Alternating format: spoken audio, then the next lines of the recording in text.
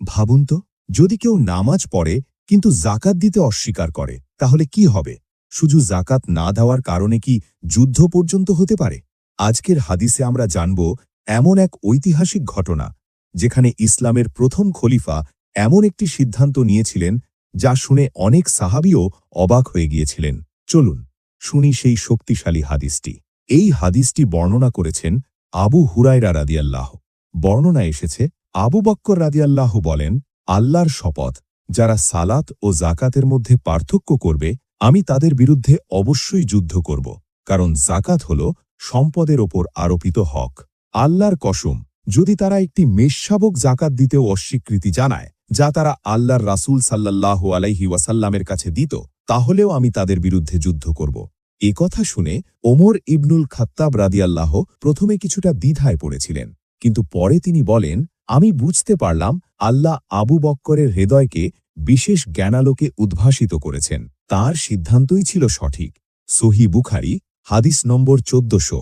রাসূলুল্লাহ সাল্লাল্লাহু আলাইহি ওয়াসাল্লাম ইন্তেকালের পর কিছু গোত্র নামাজ পড়ত কিন্তু জাকাত দিতে অস্বীকার করল। তারা ভাবল, নামাজ তো পড়ছি, জাকাত না দিলেও চলবে। কিন্তু ইসলামে নামাজ আর জাকাত দুটিই ফরজ। একটি মানা আর অন্যটি অস্বীকার করা মানে দিনের একটি অংশ অস্বীকার করা। আবু বক্কর রাদিয়াল্লাহু বুঝেছিলেন, যদি আজ জাকাত ছেড়ে দেওয়া হয়, কাল অন্য ফরজও মানুষ অস্বীকার করবে। তাই তিনি কঠোর অবস্থান নেন।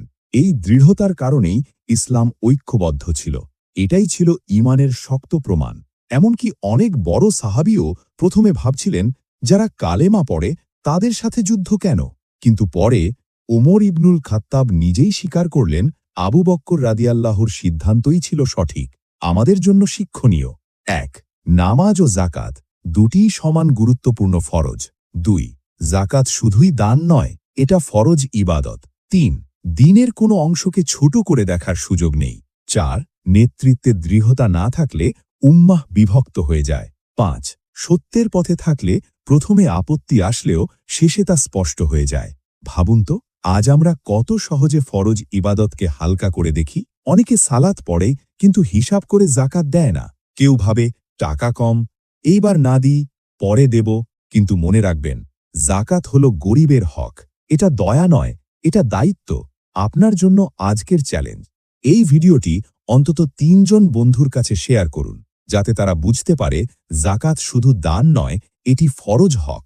আর কমেন্টে লিখুন, আমি নামাজ ও জাকাত দুটোই নিয়মিত আদায় করব ইনশাআল্লাহ।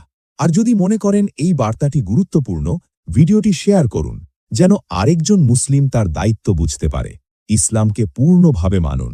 সালাত ও জাকাত দুটোই আল্লাহর হক। এ ধরনের সহিহ হাদিস ভিত্তিক ভিডিও পেতে আমাদের চ্যানেলটি ফলো বা সাবস্ক্রাইব করে পাশে থাকা বেল আইকনটি অন করে দিন। আল্লাহ আমাদের সবাইকে সঠিকভাবে দ্বীন পালন করার তৌফিক দান করুন।